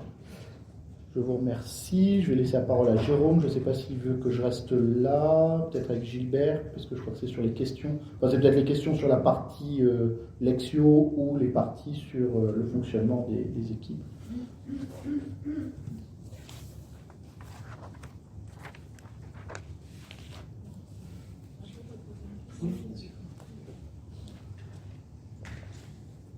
Merci pour votre intervention au sujet de... J'ai bien compris les points de méditation, prière, contemplation. Après, il y a l'action. Oui. Vous n'en avez pas beaucoup parlé. Est-ce qu'on peut avoir quelques idées pour agir dans le sens où nous parle de cet évangile? Alors sur cet évangile, sur l'action, c'est peut-être dans une journée, quand une inquiétude vient, par exemple, parce qu'on est en train de projeter, comme souvent, comme beaucoup de monde, projette ce qu'on va faire dans 1 heure, ce qu'on va faire demain, ce qu'on va faire dans 10 ans, ce qu'on va faire... Voilà. Ben, peut-être simplement de se dire, Seigneur, comment toi-même tu es présent dans ce projet-là, dans la prière. Ça peut être... Oui, ça, c'est dans la prière, ça. Pas que, parce que c'est une manière de vivre différemment sa vie, donc c'est une action quand même. Mais ça peut être aussi de se dire, le Seigneur nous dit, ne vous inquiétez pas pour ce que vous mangerez, pour ce que vous boirez, de ce que vous porterez. Qu'est-ce que le Seigneur veut dire à travers ça? Je ne suis pas parti là-dessus, mais on pourrait partir là-dessus. Mais qu'est-ce que ça veut dire pour moi? Comment Dieu donne-t-il la nourriture, la boisson, les vêtements? Il les donne d'abord parce qu'il a fait sa création, mais aussi une autre dimension, c'est qu'il fait appel à chacun d'entre nous dans nos actions de charité. Comment moi-même, je suis pourvoyeur de nourriture, de boisson, ou de vêtements pour les autres. J'aurais pu prendre en élément de texte comparé, toujours chez Matthieu, le chapitre 25 par exemple. J'avais faim, on m'avait donné à manger, j'avais soif, vous m'avez donné à boire, j'étais nu, vous m'avez habillé. Ça peut être justement une autre manière. Vous voyez que dans la méditation, on peut partir dans des tas de choses. J'aurais pu partir sur le royaume des cieux. Le royaume des cieux est comme une plante qu'on plante et qui pousse sans qu'on fasse attention. Je veux dire, je vous ai mis moi ce qui m'est ressorti. Sans doute que le Seigneur veut me dire à moi, dans tes responsabilités, ne sois pas inquiet de certaines choses et apprends à t'abandonner entre les mains du Seigneur. C'est une action de s'abandonner entre les mains du Seigneur, c'est pas juste une prière. Comment dans sa vie de tous les jours on apprend à s'abandonner et pas simplement à dire « Ah mais moi j'ai prévu un très bon plan pour comment Dieu doit agir dans le monde », à un moment de devoir dire c'est peut-être Dieu qui va dire comment je dois agir dans le monde. J'aurais pu citer le saint pape Jean 23. Il nous raconte ça, vous savez, il y a des Fioretti sur Jean 23. Une nuit, il s'inquiète, il n'arrive pas à dormir, il dit oh là là, je crois que c'est au moment où il décide de convoquer le concile. Il dit oh là là, mais la vie de l'Église, comment je vais faire, et comment on va faire ci, et comment on va faire ça, et puis ainsi de suite. Puis il nous dit qu'il a une révélation, je ne sais pas sous quelle forme, et où le Christ lui dit mais qui est à la tête de l'Église? C'est vous, Seigneur. Alors dors. Donc, c'est une forme. Dormir, c'est une action aussi. Ça veut dire, arrête de t'inquiéter pour la vie de l'Église, de ce qu'il faut faire ou pas faire.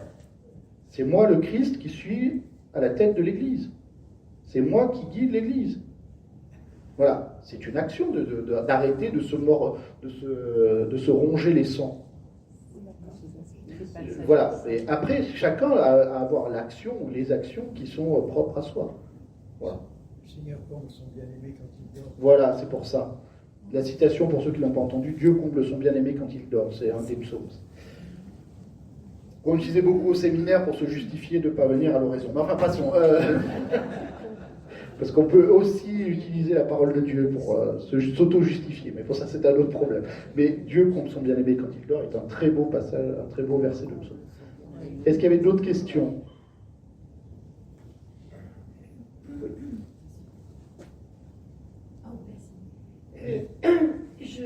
Nous venons de terminer l'étude de aimer ses ennemis. Et dans le groupe que nous formons, on avait vraiment du mal à pouvoir se l'approprier.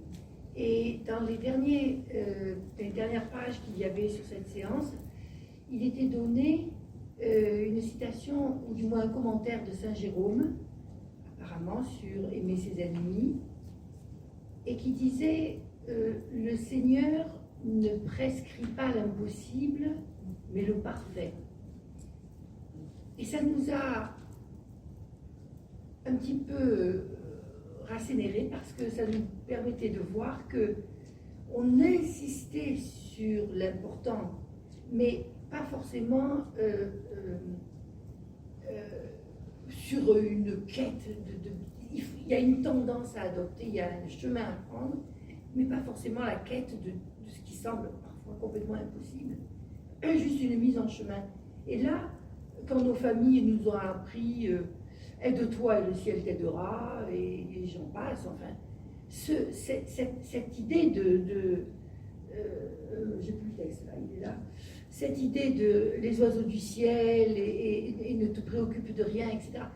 Ça aussi, c'est quasiment, selon les expériences familiales qu'on a eues, etc., c'est quasiment de l'impossible. Alors, en faisant la comparaison avec ce que Saint Jérôme disait sur l'impossible d'aimer ses ennemis, qui est juste du parfait, et on peut admettre qu'on parte en quête du parfait, mais là, il ne faut pas le prendre, à la légère, c'est quelque chose qui dépasse de beaucoup nos possibilités, cette sorte de légèreté par rapport au lendemain, par rapport à ce qu'on va devenir, si on ne fait pas attention, si on n'a pas prévu, donc, moi je suis contente d'avoir étudié cette partie avec mon petit groupe, d'avoir lu Saint Jérôme, et de me dire que ce qu'on nous indique, c'est le parfait. Enfin, ce qu'on nous indique, la parole de Dieu indique, c'est le parfait. Et non pas l'impossible. Non, c'est pas... Je voulais le micro. Sur cette question-là, je crois que le sermon sur la montagne est la nouvelle loi. Et donc le Christ nous propose un chemin. Ce qui est intéressant, c'est, vous parliez de l'amour des ennemis, c'est un chemin qui est proposé, évidemment. Un chemin sur lequel le Christ lui-même est allé. Pensons à sa passion. Quand on le frappe, la manière dont il réagit. Si j'ai dit quelque chose de mal, dis ce que j'ai dit de mal. Si je dis quelque chose de bien, pourquoi m'as-tu frappé? C'est une mise en œuvre, il nous montre ça, et que Dieu fait lui-même. Le but est bien pour nous d'être des fils de Dieu, d'être comme Dieu, et ainsi de suite. Et c'est bien là l'enjeu. Sur la question de l'abandon, puisque c'est de ça dont il est question dans ce passage un peu, c'est aussi une question de foi. À un moment, je ne vais pas aborder cette question-là, parce que ça aurait pu sinon passer des heures. Le fait que le Christ dise « homme de peu de foi ». En réalité, la question est une question de foi, et est-ce que nous sommes prêts à nous abandonner à la providence divine, puisque c'est aussi ça l'enjeu, ou est-ce que nous voulons tout gérer, tout commander, tout régler, ne laissant à Dieu aucune place pour que lui agisse et lui nous guide et que lui vienne nous combler de ses bienfaits. Voilà, c'est juste certainement. Oui, vous vouliez rajouter, c'était par rapport à ça, je crois. Et il y avait quelqu'un qui avait... Mais après, juste, puisque c'est dans la même suite, autant faire dans la même suite. Je voulais juste faire remarquer dans la suite de ce que vient de dire Madame, que pour le passage qu'elle cite sur l'amour des ennemis, c'est le futur à la fin qui est utilisé. Vous serez parfait comme mon Père, comme le Père est parfait. Autrement dit, c'est une exigence, d'où les textes hyperboliques, mais c'est pas une exigence pour tout de suite, c'est un chemin vers, c'est une progression. Oui, alors que ce soit un chemin, ça ne veut pas dire que si on n'y arrive pas, il n'y a pas à se convertir sans cesse, parce que c'est ça l'enjeu, mais ne soyons pas non plus trop à s'auto-justifier en se disant, de toute façon, ce n'est pas pour moi aujourd'hui, ça sera pour moi plus tard. Donc c'est aussi, parce que des exemples de gens qui aiment leurs ennemis, il y en a. Dans l'histoire de l'Église, dans l'histoire du monde, mais dans l'histoire de l'Église, il y en a. Donc ça veut pas dire c'est impossible, c'est simplement quelque chose qui demande énormément, sans doute, de se laisser de plus en plus transformer par la grâce de Dieu. C'est-à-dire de ne plus avoir simplement notre propre regard, ce qu'on disait tout à l'heure sur la contemplation, mais de nous placer sous le regard de Dieu qui fait lever son soleil sur les bons et sur les méchants, et qui fait pleuvoir sur les bons et sur les méchants. Le sermon sur la montagne, dans son ensemble, nous invite à poser un regard totalement différent sur le monde que celui que nous posons habituellement et entre guillemets naturellement dans une nature touchée par le péché originel. Le Christ, lui, vient nous dire la création nouvelle, c'est la conversion, et c'est le fait de dire, voilà la loi nouvelle, voilà la manière qu'a Dieu de regarder le monde. Et si vous voulez devenir disciple de Dieu, c'est sur ce chemin-là, et c'est dans cette conversion-là que vous devez aller pour regarder le monde à la manière de Dieu lui-même, et pas à la manière du monde. Les béatitudes qui inaugurent ce sermon sur la montagne disent ça avec une force, voire même une violence, parce que ça nous violente dans notre manière d'interpréter les choses. Quand on dit « heureux ceux qui pleurent », « heureux ceux qui sont persécutés », j'ose espérer que ça vous crée une violence au moins au départ, en disant « mais enfin quand même, il exagère Jésus, hein », parce que c'est contraire à ce que nous voulons faire, et à la manière qu'on a de nous. Voilà, il y a un monsieur qui avait levé la main depuis un moment, donc on va quand même lui laisser la parole. Non, il n'y a rien d'absolument nouveau. Vous y avez peut-être déjà répondu, mais c'est vrai que c'est un texte qui m'a toujours un petit peu violenté, comme vous venez de dire, parce que quand il nous compare aux lys des champs ou aux oiseaux du ciel, j'ai l'impression qu'il nous appelle à un abandon total, comment on appelle ça, un dépouillement. Et ce dépouillement, personnellement, j'ai du mal ou je n'arrive pas à le faire. Et comment dire, la loi du monde me semble trop forte pour que je puisse arriver à ces détachements. Alors j'aimerais avoir un petit éclairage aussi par rapport à ça. C'est-à-dire que la parole de Dieu, en général, vient nous bousculer. Et elle nous invite à changer notre manière de voir les choses.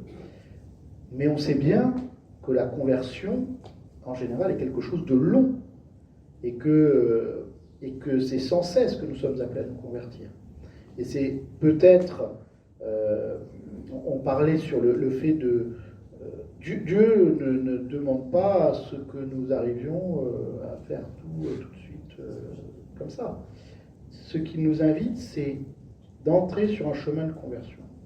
C'est-à-dire, quand nous entendons cela, comment je me dis, qu'est-ce que je peux changer peut-être déjà aujourd'hui dans ma vie par rapport à ça. Si on arrive à tout changer, comme saint Antoine, dans la citation que je dis, mais saint Antoine avait peut-être un appel particulier.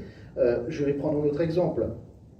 Je me doute bien que des personnes qui ont sous leur responsabilité des enfants, on ne va pas vivre de la même manière cette question de l'abandon.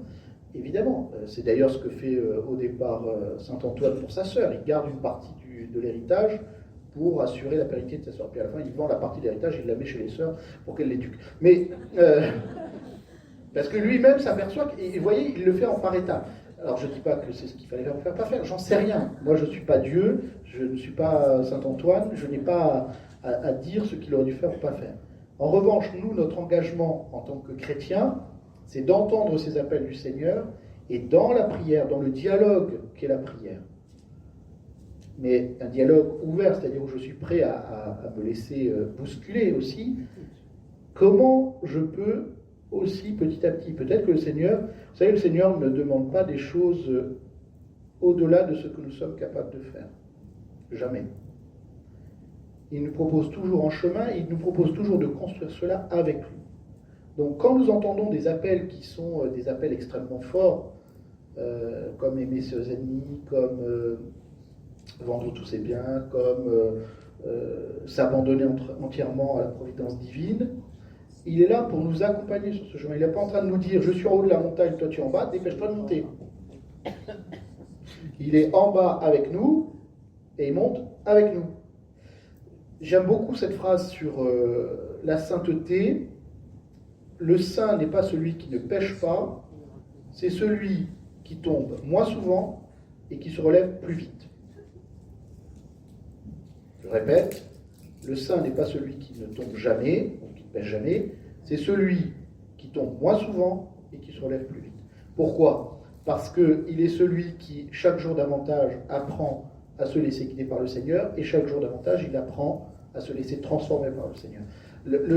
Pourquoi l'Église invite à lire tous les jours ou très régulièrement la parole de Dieu, à vivre des sacrements? C'est justement pour nous aider à convertir notre cœur, à convertir notre vie, pour pouvoir, au contact de la parole de Dieu, dans la contemplation de qui est Dieu, de chercher chaque jour davantage à nous rapprocher de ce que Dieu veut faire. Et autre élément sur lequel je vais insister, parce que sinon on va tomber dans le pélagianisme. Le pélagianisme, c'est quoi? Pélage, c'est un moine du IVe siècle qui en gros dit « c'est par nos œuvres que nous nous sauvons ». Or, nous savons bien, j'ose espérer que nous le savons, que nous sommes sauvés par pure grâce. Et que ce que nous pouvons faire dans la conversion, c'est par pure grâce. C'est quand nous laissons la grâce de Dieu agir en nous.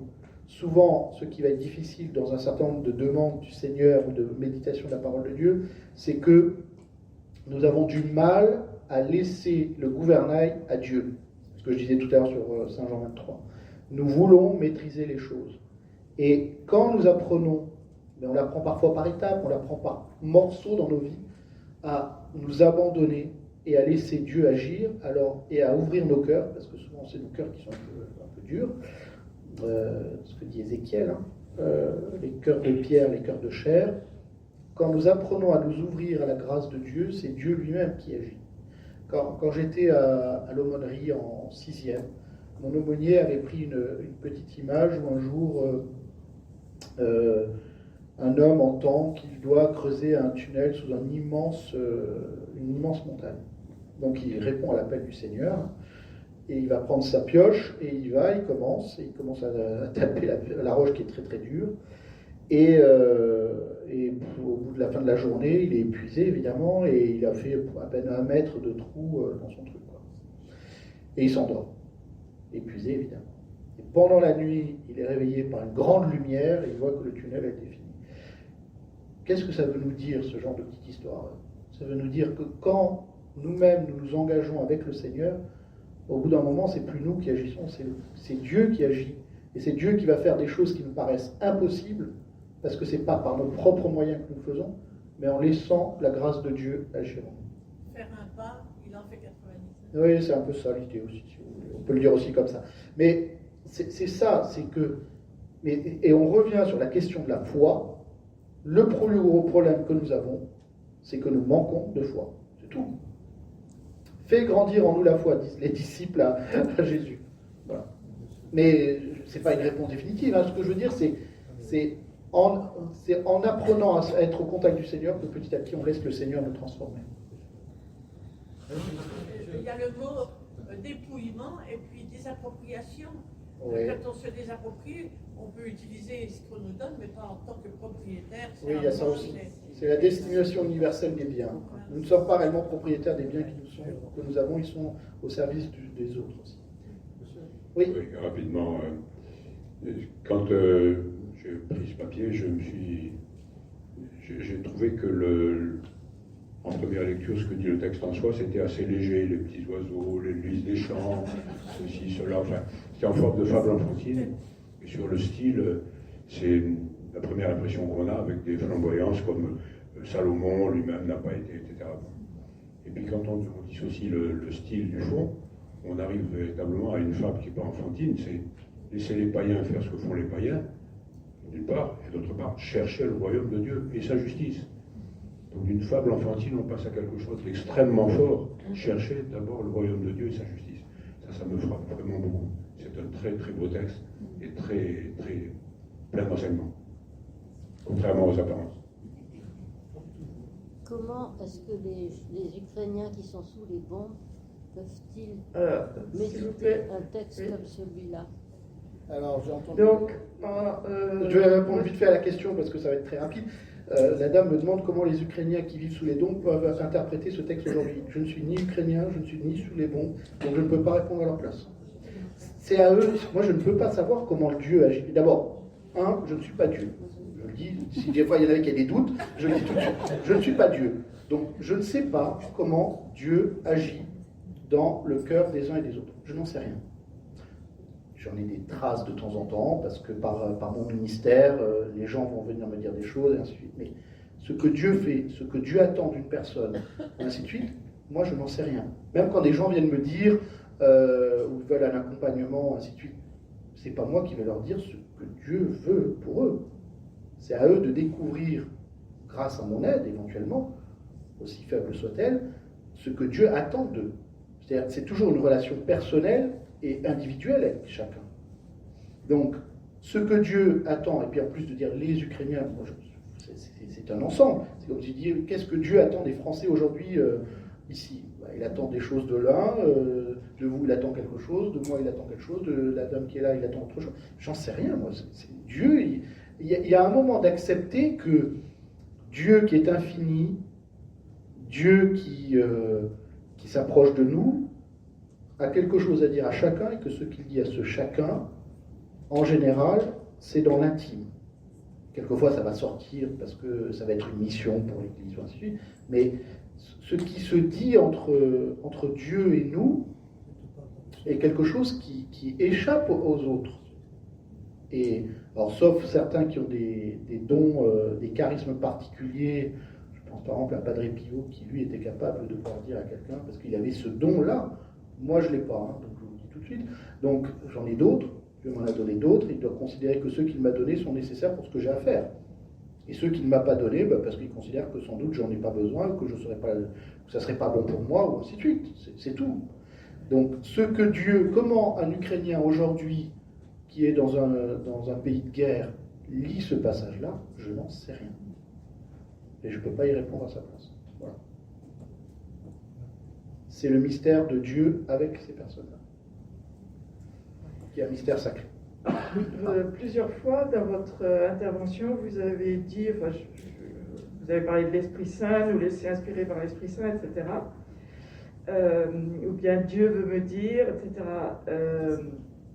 Il se trouve, si on regarde autour de nous la situation de l'Église aujourd'hui, que cela a laissé la porte ouverte à énormément d'abus de tout type. Je ne vais pas m'étendre là-dessus.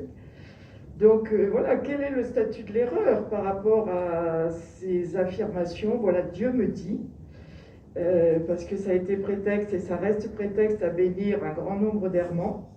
Et aussi, c'est devenu un obstacle pour un certain nombre de personnes, y compris catholiques qui essaient de rester dans l'Église. Donc comment se situer par rapport à... Comment prendre en compte cette réalité? Alors, partons d'un postulat de base. Quand je dis Dieu me dit, il ne dit pas simplement à moi, il vous dit à vous aussi. Il vous dit des choses. Il ne vous dit pas forcément la même chose qu'à moi, mais il vous dit des choses. Donc, ou bien nous croyons que Dieu parle encore aujourd'hui, ou bien on n'y croit pas. Donc ça, c'est une première chose. Moi, évidemment, je pense que Dieu continue de parler, et à parler dans le monde, et à parler à chacun, et ainsi de suite. La question, et qui est une vraie question, qui est une question qui traverse le monde et l'Église. Et c'est d'autant plus vrai pour des personnes qui ont des responsabilités et qui doivent, en particulier dans le gouvernement de l'Église, dans un certain nombre de choses, et qui sont normalement là, je dis bien normalement là, pour chercher la volonté de Dieu et accomplir la volonté de Dieu. Pas leur volonté, la volonté de Dieu.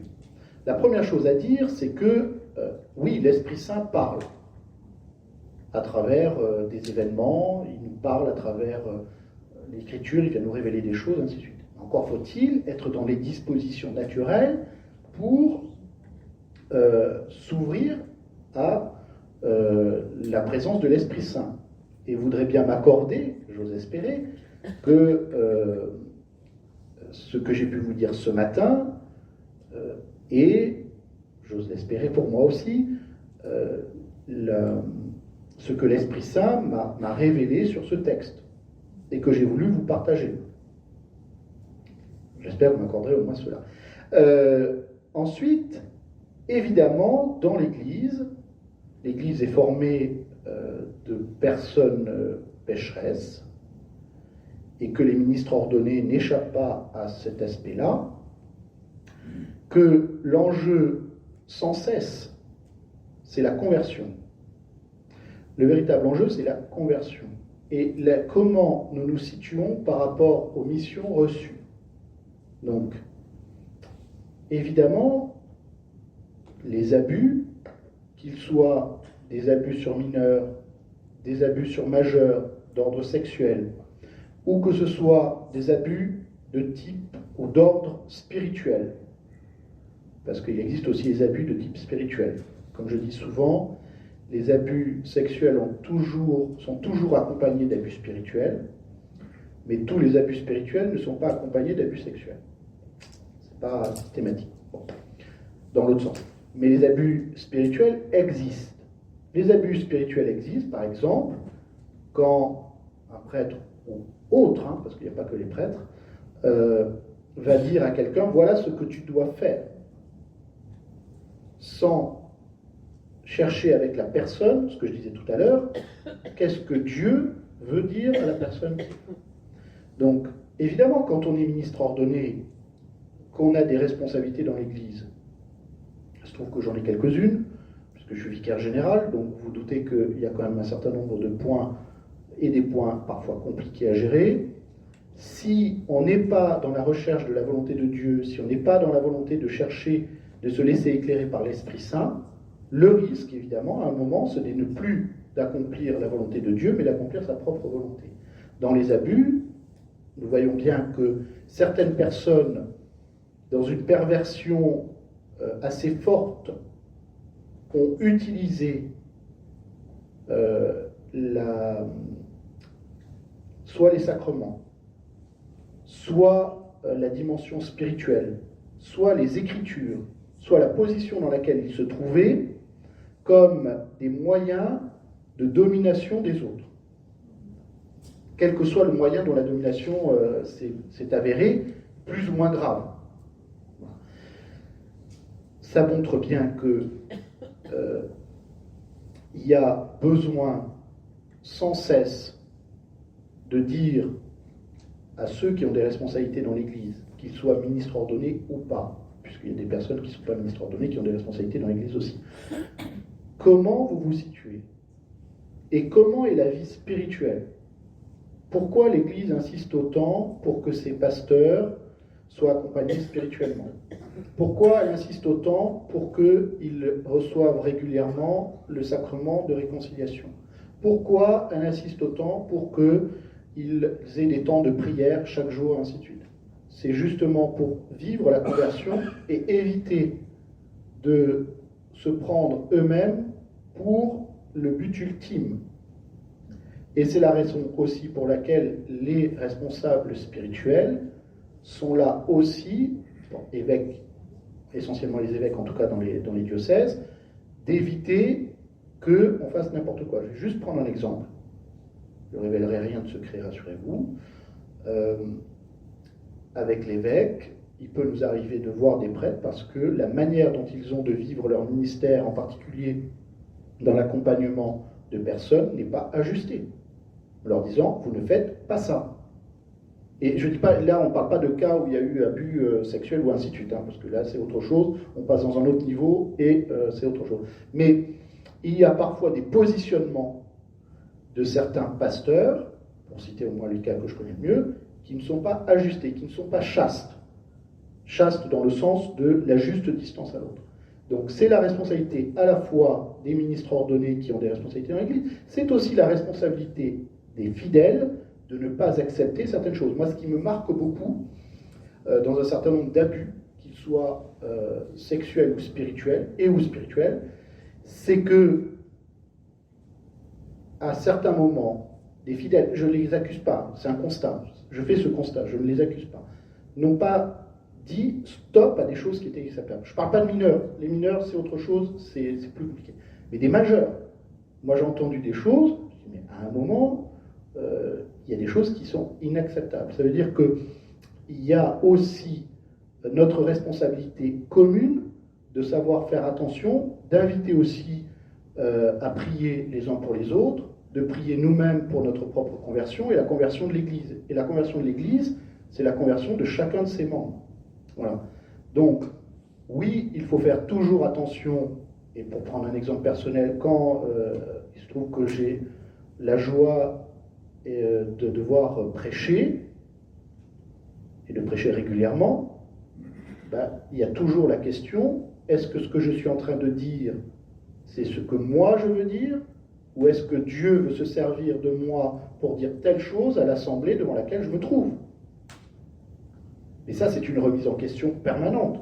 Alors je sais bien que c'est parfois compliqué, quelquefois on veut dire des choses, on ne prend pas assez le temps de la prière, on ne prend pas assez le temps de la préparation, ainsi de suite, et le risque est grand. Voilà. Donc, ce n'est pas parce qu'il y a eu, et qu'il y a sans doute, et qu'il y aura aussi, il ne faut pas non plus être dans un monde rêvé, des choses qui ont existé, même si on fera tout pour les atténuer au maximum, vous aurez toujours des gens à un moment qui vont briller, ça arrive toujours, il ne faut pas se leurrer. La question c'est comment on est capable de les reconnaître et de régler la question rapidement en protégeant ceux qui sont en danger.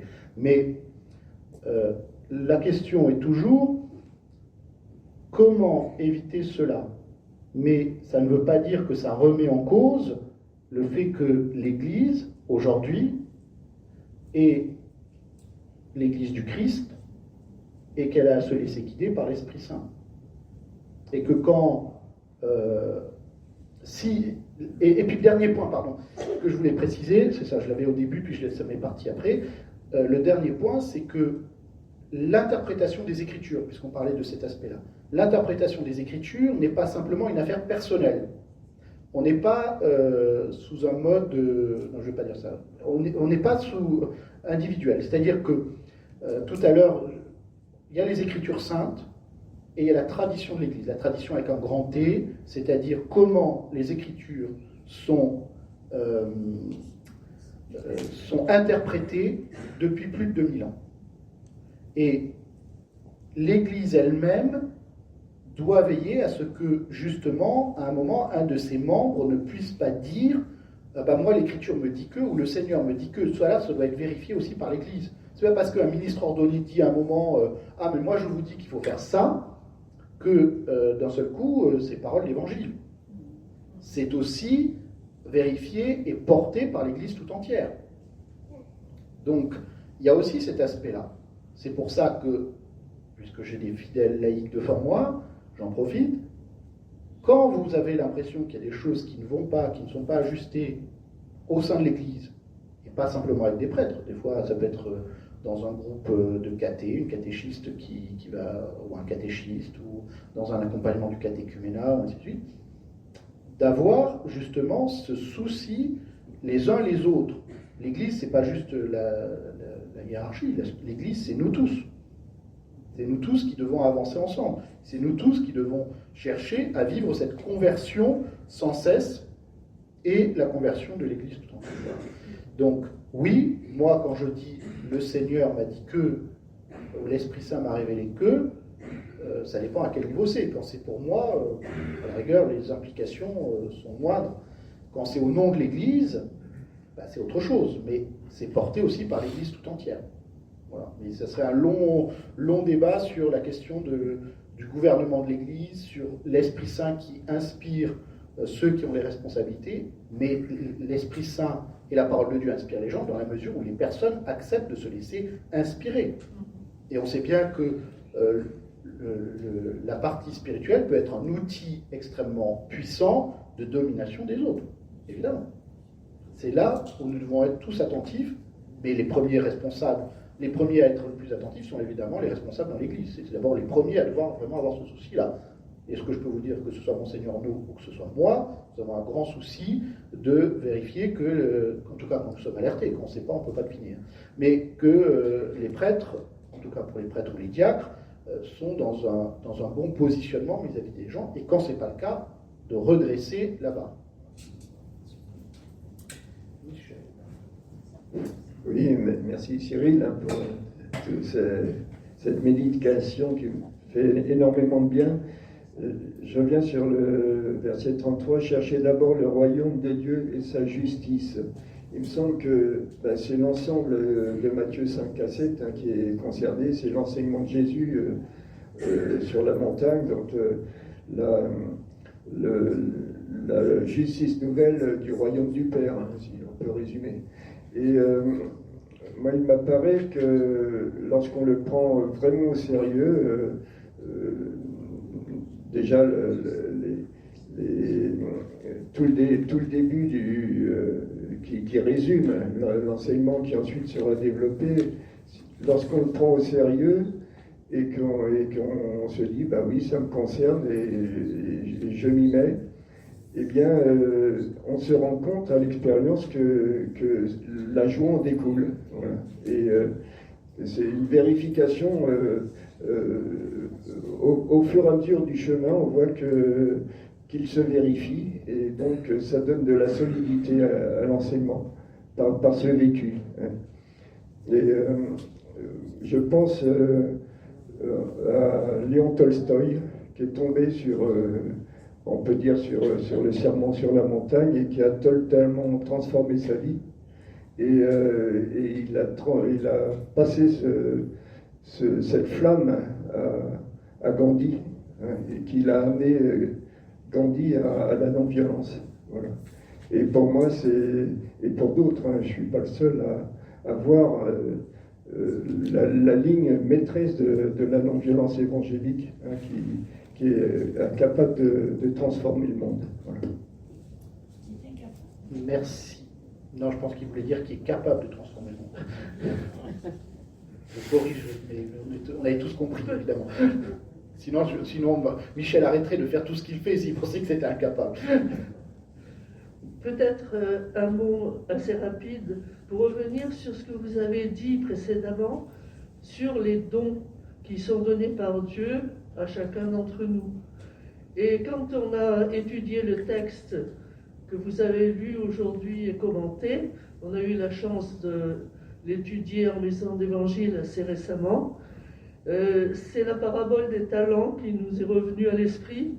Et dans l'action, dans la dernière partie, on s'est dit, voilà, notre ligne, c'est aussi d'essayer, avec la grâce de Dieu, de développer les talents qui nous ont été donnés.